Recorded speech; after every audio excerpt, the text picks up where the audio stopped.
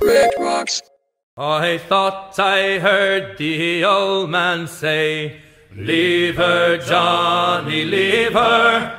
Tomorrow ye will get your pay, and it's time for us to leave her." Oh, Ubisoft. You're a developer and publisher that has captured our hearts many times, only to expertly break them soon after. You're such a perplexing company. You seem to stumble so often, yet something about a lot of the games you put out is just so endearing. Most of the time. Ubisoft used to be a big fish in a little pond, but they wanted to play with the big boys, and to their credit, they seem to be holding their own. However, this expansion has led to some questionable choices in the past, resulting in a pretty notorious reputation for releasing buggy and even unfinished games. Be that as it may, it finally looks like Ubisoft has been learning from the criticism and are at the very least making an effort to turn things around. So the question for today is, will they? Ubisoft has like 1 billion studios working on 10 billion games. This is a double-edged sword, as it's hard to get a good grasp on quality consistency when you have so many moving parts and cooks in the kitchen. But on the other hand, having all these studios under their belt allows them to relegate and develop their more niche IPs that would normally be passed over in favor of only focusing on their bigger titles. When I look at Ubisoft nowadays, I don't see Rayman getting left in the dust anymore. Hell, even Beyond Good and Evil is finally getting that long-awaited sequel. The big titles are obviously still their priority though, and the weirdest part is that these are the games where a lot of the problems they face rear their heads. The biggest problem, which has plagued Assassin's Creed more than anything, is the feeling that the games are unfinished, rushed to meet those yearly holiday release deadlines. Yearly releases are always something to be wary of. There are very few devs able to consistently and competently make games with that kind of turnaround. Nowhere has this problem been more apparent than in Assassin's Creed Unity. The amount of irons in the fire Ubisoft Montreal had for 2014 was absolutely ridiculous. 2 Assassin's Creed games, the next big Far Cry game, and a totally new IP they were trying to craft into a breakout hit, and all of this coming off the heels of 2013's fairly hefty workload. It really is no surprise Unity had problems. In this regard, it seems they've definitely learned their lesson. UB Montreal only has 1 game on their plate for this year, and it's Assassin's Creed Origins, which they've given the oh-so-special honor of percolating for 2 years. 3 if you consider that UB Quebec made Syndicate. I mean, technically Montreal also worked on For Honor, but UB Toronto assisted a good amount on it, as they also did with Rainbow Six Siege. So their Montreal studio was given a good amount of time to focus on this next Assassin's Creed game, and just from the trailers, I do think this focus is starting to bear fruit. In a similar vein, as of right now, Far Cry 5 is the only game that Montreal is reported to be working on for 2018.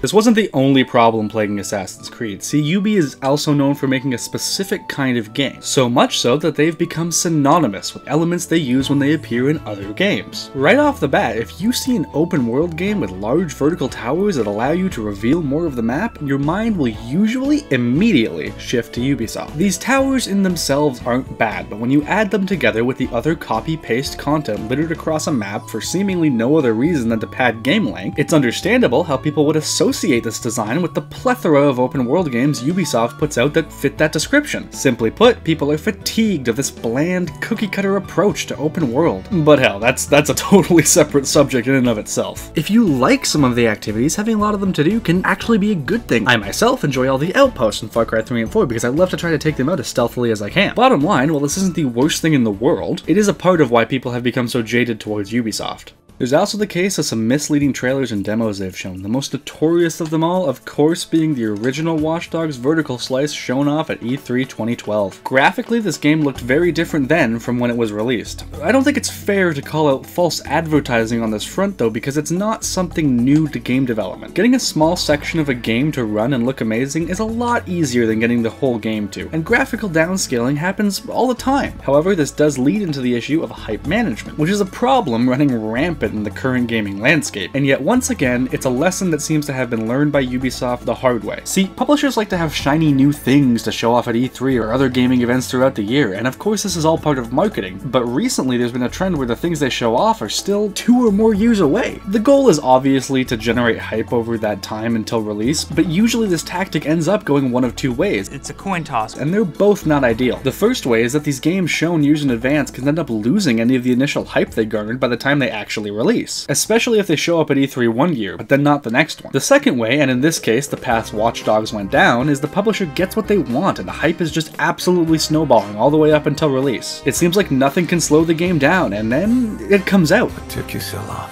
And in the end, no matter how the game is on its own merits, it doesn't matter, because it couldn't have possibly lived up to the expectations it created over such a long time. So ultimately, the game is a massive disappointment, whether it deserves that status or not. As I mentioned, it appears that Ubisoft has learned from this. All their currently announced games were revealed at the last E3. Besides South Park, of course, but that's gone through some development issues, so the delays can be attributed to making sure the game is actually good. And the farthest games out are Starlink and Skull and Bones, which are new IP, but not ones they're hyping up as much as Watch Dogs. And even then, their release window is only about a year from now. Then before that, the only game not coming till next year is Far Cry 5 in February. Beyond Good and Evil 2 doesn't technically have a release date. The most they've shown is a CG trailer and a bit of a tech demo, but it's more of a confirmation that it's finally coming, rather than an effort to build immense hype, seeing as Beyond Good and Evil has always been kind of a cult hit anyway. Ubisoft has learned to manage expectations and hype so that they don't get burned again, yet can still muster up reasonable excitement for their games. And it's a lesson I think a lot of publishers, as much as I love them, Sony included, could stand to learn.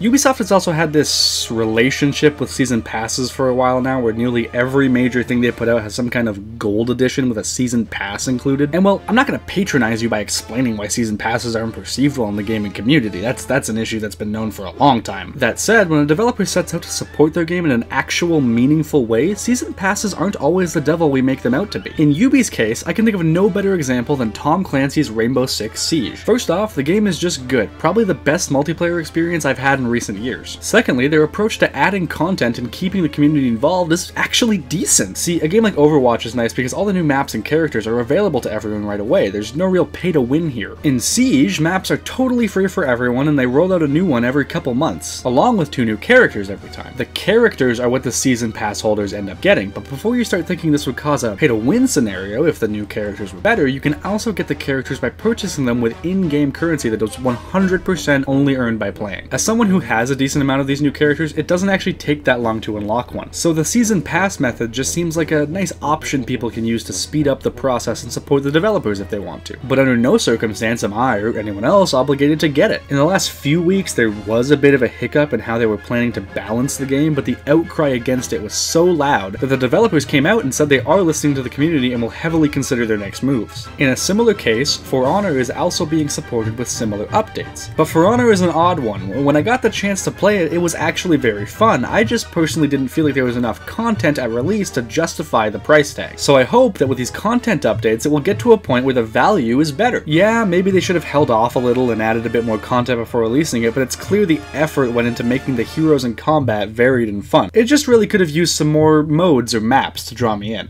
This sort of covers the things that Ubisoft gets the most negativity for, and in most cases what they've been doing to turn that negativity around. So now, some credit where credit is due. Nowadays, out of the big Titanic publishers, Ubisoft is clearly one of the ones more likely to try more experimental ideas. From artistic indie games, to the raunchy comedy of South Park, to crazy spin-offs, controversial settings, showing faith in their forgotten franchises, and even concepts we couldn't have seen coming in a million years. Or like 2 weeks before E3 because they got leaked. But whatever. And yeah, sure, this doesn't apply to all their games, but there's enough variety and experimentation in what they do to really make their catalog feel vibrant, and you can even see the passion in the eyes of the developers creating the games built on these wacky concepts they've fallen in love with. I feel as though I may have been overly critical of Ubisoft in the past. Fuck them.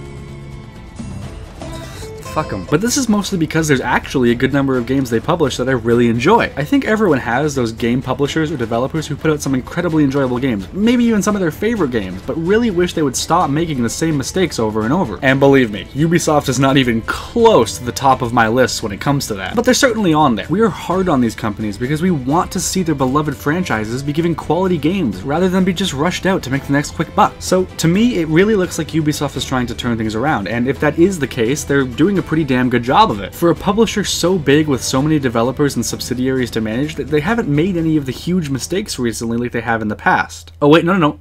There was one mistake. They didn't get Aisha Tyler to host E3 this year. We should come up with a meme really quickly for this show. Just bleeding from all your orifices makes you want to jump up and shake it. Do you have a meme you want to pitch? Or hug yourself, or teabag yourself, whatever you're into. You ever been so excited that like you're laughing and you're kind of crying at the same time? That was fucking awesome.